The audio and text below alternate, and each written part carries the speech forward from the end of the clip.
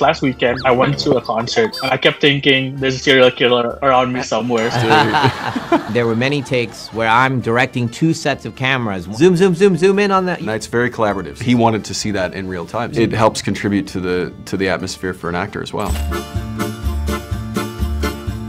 Hi, Night. Hi, Josh. My name is Nandra. I represent Cinema 21, the largest cinema chain in Indonesia. Nice to meet you. Hi, Nandra. Nice to meet you too. Okay, first of all, I have watched the movie and I have to say thank you because last weekend I went to a concert and I kept thinking there's a serial killer around me somewhere. So thank you. It was very terrifying.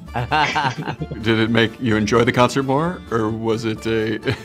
It's very scary, making me more anxious, to be honest. Okay, good. I'm sorry for that. That's exactly what we want. That's exactly what we want. So, what were your first thoughts upon reading the script for Trap, and what drew you to the character of Cooper? Well, my first thought was, if we could pull this off, it's going to be mind-bending for the audience. It's going to be fun for an audience to participate in, because not only are we telling you, like, this character's a terrible person right off the bat, then we expect you to kind of go along for the ride with him, and maybe even understand him a little bit, maybe even root for him a little bit. That's a very difficult thing to get the audience to do, so I was like, if this is a possibility, if Night can pull it off, it's going to be really special. It's such a unique challenge and something that I don't get sent to me very often, to play a character this dark with so many layers of artifice in front of the person that he actually is, and watching that artifice crack over the course of the film. So it was an incredible challenge for me, and I love taking on a challenge. Okay, so what qualities did Josh Hartnett bring to the role of Cooper that made him the perfect fit for Cooper? I honestly can't imagine anyone on the planet playing it better. You know, it's like, he just became the character. He's genuinely a star. He's this handsome guy. He's very charismatic. He's also very adventurous as an artist. Always been kind of bucking kind of the normal way to do something. And he kind of bucks that first list that I gave you and says, I'm willing to throw all that away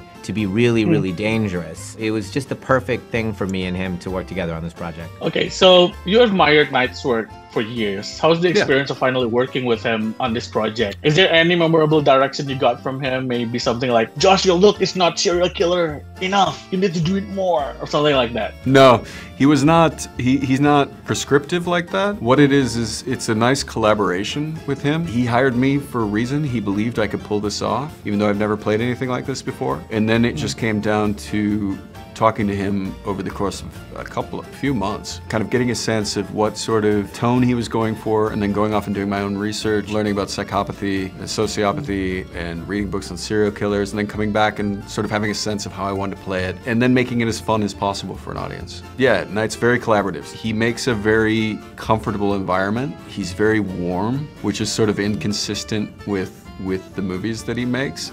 But not in a way too, because even in the midst of these scary movies, you always have a sense of the humanity of the characters, and I always think there's a good amount of humor in there too. And he's a very funny guy too. From him I learned you have to make an inviting atmosphere to have a good, good exploration of the film. Okay, so Trap was born from conversations with your daughter about music and movies, right? So can you elaborate on how those discussions evolved into the concept of Trap? You know, it was a really interesting process because I was not thinking of this for me. I was thinking of it as a conceit, a project, excited to say, hey, let me come up with an idea that maybe we can produce where music could be very central to a thriller, where the characters are at a music venue of some kind. But I kept thinking about it, and it was a fun exercise in a way because I kept thinking about a fictional person directing this. And then when I had so many of these ideas, I was just joyous talking to Salika, and we would talk, and I said, ooh, how about this, how about that? Then I got to the idea of, wait, maybe we do it from the point of view of the person that's done wrong, and you don't know it. And then we flip it on the audience, and that was so exciting to me because it felt very fun and buoyant. I told Salika, I said, I would love to do this. So I kind of decided to take the project and make it myself. Okay, so you said that you're not a big fan of CGI and aim to shoot a real concert versus a movie, right? What kind of challenges did you face to maintain the authenticity of being like a real concert? So when I was saying to everyone, look, we're gonna put on the real concert, so over their shoulders, it's really happening in the background. It's really going on. That's hard. You have lighting, choreography, costumes, the the live cameras that are recording the concert that are then putting that on the screens, and all of that lighting interaction that's happening with your main characters and the audience, and then their interactions that are happening, all the crowd reacting to the concert, that thing that's alive and happening is the beauty of it, but it's very complex to pull off. There were many takes where I'm directing 2 sets of cameras, one the live camera with my headset, zoom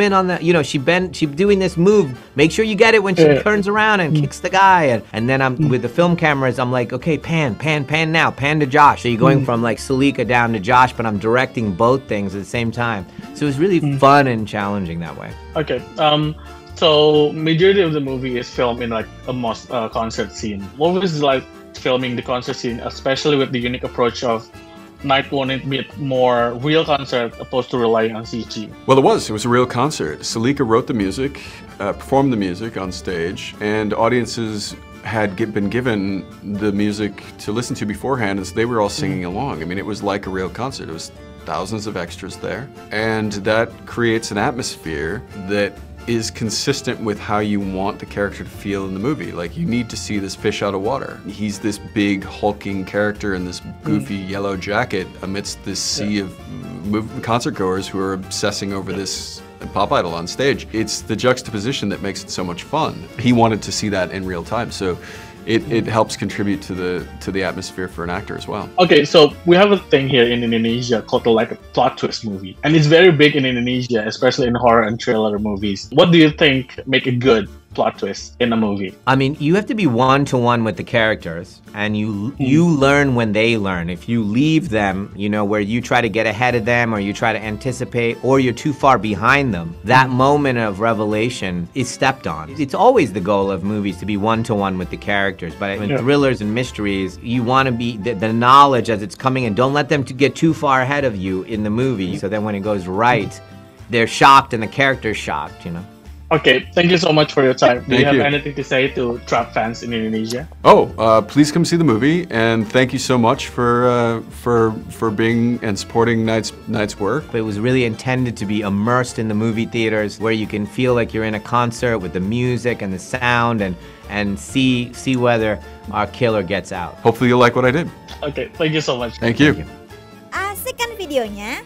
Jangan lupa like, subscribe, dan komen ya. Sampai bertemu di video selanjutnya.